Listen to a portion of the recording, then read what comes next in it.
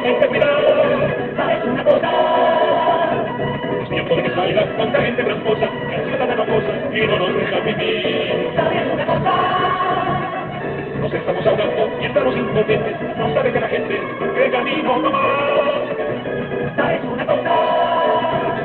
La vida está horrorosa, el agua está lodosa y ahora puedo verme en mi hogar. Ya que soy abuelo, como San Benito, como de un poquito, ya que soy abuelo, y me voy viviendo con todo mi estrella, y me voy para París, me voy a París, ya que soy abuelo.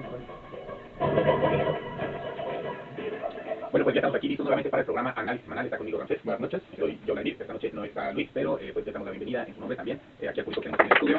Y a quienes nos estén viendo por por el canal Milo Luces en USB. Y después quienes nos ven en el norte y el sur, por YouTube exactamente. Así es que pues vamos a iniciar. Yo me toca a mí, ¿verdad? De sacar alguna de nuestras secciones al azar. Y tenemos lectura a los hijos de Marte. Es un libro que ya habíamos iniciado con su lectura, con el parte de la introducción. Ya estamos viendo el primer capítulo. Ahora, ¿qué vamos a ver?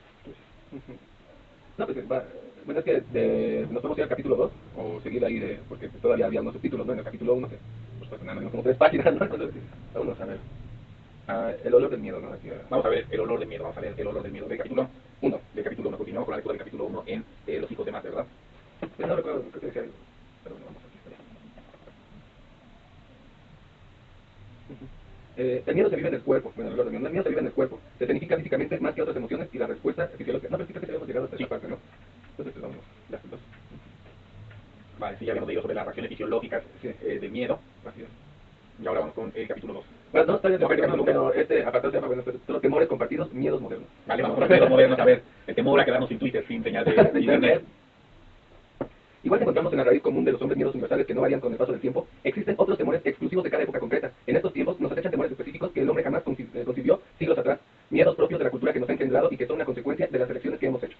Entre ellos destaca una novedad histórica incorporada en el siglo XX, que supera con creces a cualquier otra. Me refiero al miedo a destruir el planeta. Hace más de medio siglo que ese temor, ¿no?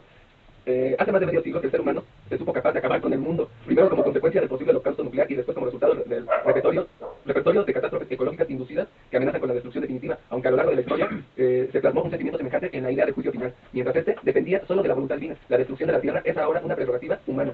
Ya no tiene que ver con la ira de Dios, ahora es nuestras propias acciones, la consecuencia de nuestra propia ira de consumismo. En este ranking de miedos contemporáneos, tras la amenaza de la destrucción planetaria, la segunda de las grandes cuestiones que nos acecha es la superpoblación. Como es que acaba de hacerse aquí un comercial en la pantalla y me parece un momento oportuno para recordarles que pueden descargar la aplicación AdBlock, que es para bloquear este tipo de publicidad. En esta computadora no lo tenemos hecho, pero para eso mismo, para recordarnos que tenemos que recordarles que descarguen AdBlock para que no estén padeciendo los cortes de publicidad. Luego, pues, parece que pero sí, claro. La segunda de las grandes cuestiones que nos acecha es la superpoblación, como recoge un sondeo realizado entre científicos de 72 países.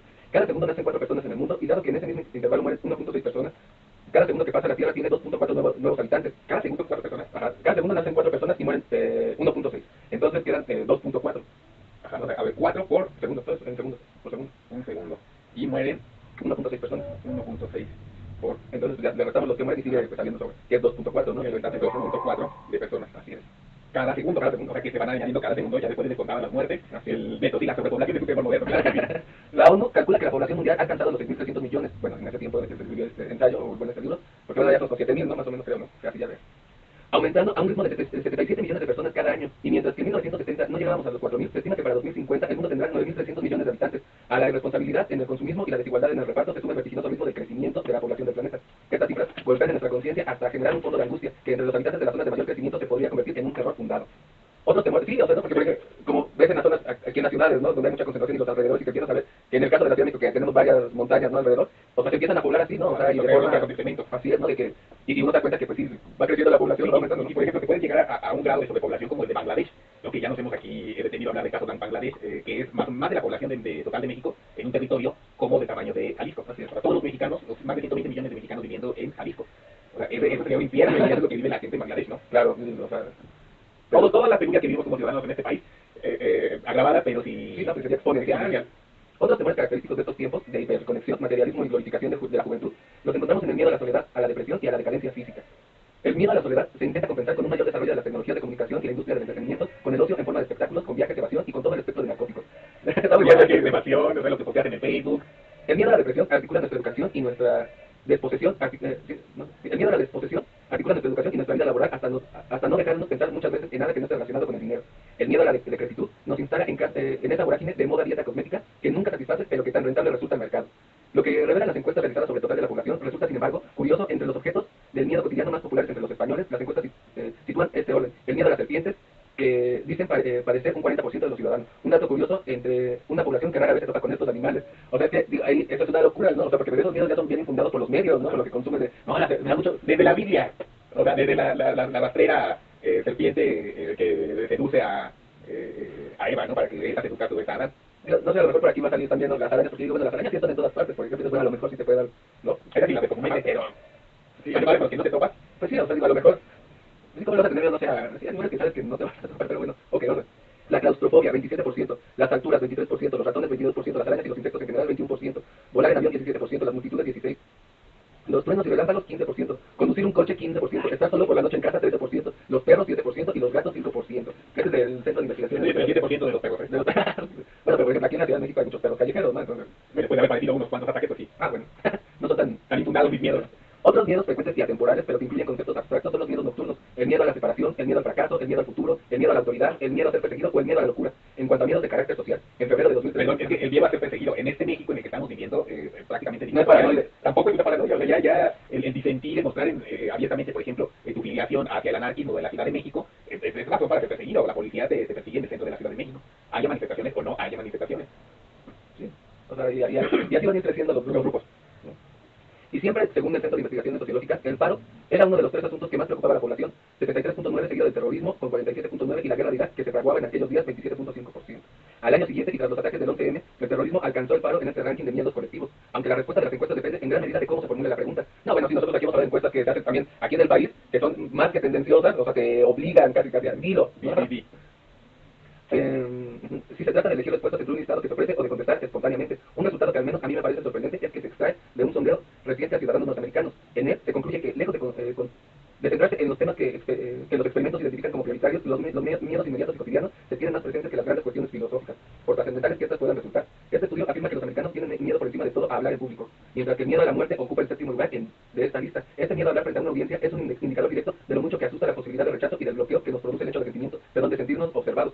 Frente a esta posibilidad de rechazo directo, otros miedos se consideran más remotos, más lejanos o improbables. Los miedos a los animales salvajes, por ejemplo, son casi un producto de nuestra fantasía, porque en países occidentales es raro el contacto con otros bichos que no sean nuestras mascotas. Sí, no, claro que estamos comentando. O en el otro extremo, el miedo a la muerte, tan definitivo y universal, está menos presente que los asuntos más cotidianos, que nos asaltan con mayor frecuencia. Una parte de ese miedo a hablar en público es miedo a que nos conozca, a que se evidencien nuestras limitaciones, a que los demás adviertan nuestra falta de gracia, de inteligencia o de formación. En definitiva, lo que nos asusta con fundamento o sin él nos arranca de los demás, sino del posible desvelo de parte de nosotros mismos.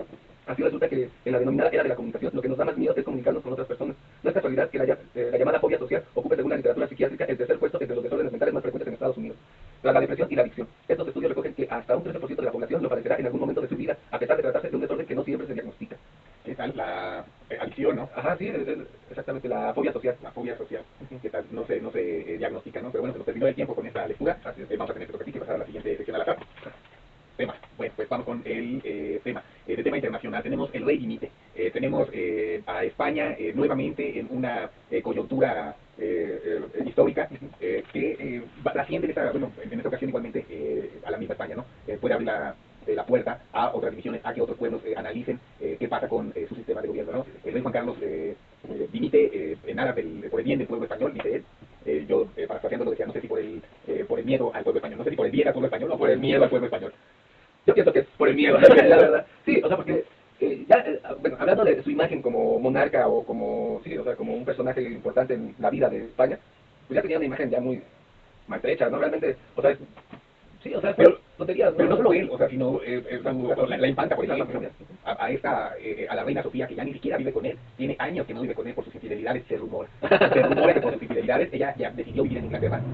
Se nos estaba recordando en la mañana Jorge Saldaña, con uno de sus invitados, entrevistándolo a colación de todo este asunto, trayéndonos la historia a la memoria, ¿no? Recordándonos que pues fue puesto por Franco, este rey, y que era uno de sus favoritos desde que era joven, desde los 18 años, 17 años, pero Franco le regala su primer arma de fuego a al rey Juan Carlos de Borbón. Y vemos que su actitud nunca fue democrática, ¿no? Nunca fue pugnar por el bienestar del pueblo. No, y pues si te está poniendo un dictador, o sea, no creo que el dictador diga, voy a poner al más democrático que encuentre para que pueda, o sea, por favor, ¿no? Entonces, Sí, efectivamente, no nada más él, sino su familia, ¿no? También ya está, pero bueno, quieren rescatar con lo que, pues no sé si el príncipe realmente no, si pueda cuestionar, ¿no? O sea, a España, ahora que no nada más, bueno, que es Cataluña y que son otros países, perdón, otras provincias o otras regiones que quieren ver la posibilidad de sesionarse, ¿no? O sea, y entonces, esta situación también puede dar pie a una desestabilización en el sentido de que, pues la gente también se está preguntando, ¿qué onda, no? O sea, si es necesaria la monarquía, ¿no? Yo, por ejemplo, comentaba que en el Twitter que en ese momento España está por decidir si abandona la Edad Media y entra al nuevo milenio. ¿No? Si por fin deciden acabar con esa idea de un gobierno medieval impuesto por Dios, ¿no? Porque pues todos los reyes, ¿no? Es un gobierno heredado, heredable, los súbditos, las personas como cabezas de ganado, es la oportunidad y vemos en las puertas del sol cómo la gente está pugnando por el cambio total, ¿no? Algunos analistas decían que era posible que el príncipe Juan Carlos sea el último rey de España. Los españoles quieren que este Juan Carlos sea el último rey, o sea, no el próximo. Sí, no, de una vez, no, ya para, como tú dices, ya están analizando la posibilidad, ¿para qué esperarse toda una vida en la que les pueden voltear toda la maquinaria y seguir igual, ¿no? O sea, que después él tenga hijos y que los ponga en el trono y que siga, como tú dices, en el medioevo ahí, pues, pensando que sigue adelante y pues, viviendo las cuestiones, al final de cuentas, de la gente, ¿no? O sea, como dicen, como ganado, ¿no? Pero al final de cuentas, como ganado, como lo ven, pues, para ellos, pues, nada más es la riqueza y seguir viviendo, pues, teniendo el control de, pues, sí, de la población, pero en este caso, pues, ya vimos que la monarquía española está perdiendo toda posibilidad, ¿no? Porque muchos, o sea, la gente sí realmente dice, pues ya, o sea, no es necesaria, ¿no? Podemos ya ahora como que entrar al nuevo milenio y en otra, pues intentar ya, pues ellos poder, no sé, decidir, ¿no? Sí, pero entonces, algo que es importante es que, como dice aquí el dicho en México, cuando veas cortar la barba de tu vecino, pon las tuyas a remojar. Entonces es lo mismo, ¿no? Que aplica para estas monarquías aledañas, no todas las monarquías europeas, que son medievales, que vienen desde el medioevo, que por mucho que han intentado modernizarse, dándole algún papel en el gobierno a la mujer, reconociendo los derechos de las mujeres a heredar, en el caso de algunos países nórdicos, ¿no? Pero siguen siendo medievales. Y todas esas poblaciones también están enfrentándose a este choque, ¿no? sí, porque, digo, ¿cuántos países en Europa todavía tienen monarquías, no? O sea, son, no, pues son varios, ¿no? La verdad no los podría recordar, o sea, pero hemos visto que, bueno, yo no sé hace desde cuándo, porque se habían dicho, ¿no? Pero en otros países, en otras monarquías, o sea, que se diera así como se dio en España, ¿no? Porque de España, bueno, sí dieron los referentes, ¿no? Me parece que el abuelo de él también abdicó, ¿no? Al trono. Pero, o sea, en los otros países, ¿no? Porque también eso te habla de tal vez el control que tiene cada monarquía sobre su población, ¿no? Porque en el caso de España, realmente es que pareciera que ya es incontrolable, ¿no? O sea, que ni la monarquía, ni el gobierno, ni, o sea, ya pueden controlar, ¿no? Pueden controlar la situación en cuanto a las manifestaciones, porque ya es toda la gente que ya está, tiene el 25% de desempleo, que tú le vuelves completo. 25% es la tasa de desempleo. Hoy, por ejemplo, por la mañana estaba viendo que estaban tuiteando que habían detenido el desahucio, que pues los sacaron a una familia, bueno, unas personas de su casa por no pagar la hipoteca, pero resulta ser que era una anciana de 85 años con su pareja, con su marido de 80 y tantos años igual, pero además que era discapacitado. No era una persona discapacitada y iban a echarlos a la calle y la población en estas manifestaciones solidarias van y apoyan y evitan el desahucio y le dan un mes más, ¿no? Porque la próxima diligencia no se puede hacer pronto, sino hasta dentro de un mes, algo así. Entonces, ya le dan un mes más de tiempo a la familia que vive en eso, ¿no? Pero en este caso es un anciano, ¿no? Y dices, bueno, este es el reino de Juan Carlos, ¿no? Y él matando elefantes Botswana. sí, es que es la situación que el tipo, pues ellos viven en su mundo de fantasía como cualquier gobernante, ¿no? Porque a final de cuentas los que no son monarquía, como en el caso, por ejemplo, en nuestro país, bueno, pues se dan la vida como si lo fueran y viven y se creen realmente monarcas, ¿no? Si por ellos fueran, decretaban reinos, tal vez, ¿no? Ya, El imperio mexicano, los imperios, ¿no? Pero los, pero sí, o sea, es interesante, ¿no? Cómo se está dando la situación en España, porque como eso puede provocar una reacción en otras monarquías, ¿no? Pero digo, bueno, a lo mejor si están en Mónaco, pues 10 personas, pues tal vez no la hagan tanto de emoción, ¿no? Pero, o sea, ahí está Inglaterra también, ¿no? Sí, y pues está Suecia, Dinamarca, otros países que tienen monarquías, creo que han intentado modernizar, pero que siguen siendo medievales. Vamos a hacer una pausa, así es, regresamos unos minutitos, ya con la sección de México. Aquí en Salazar tenemos temas interesantes en México, tenemos publicación del manual de la Marina para el uso de la fuerza, tenemos la situación de polvos y otras cuestiones igualmente importantes. Es una cosa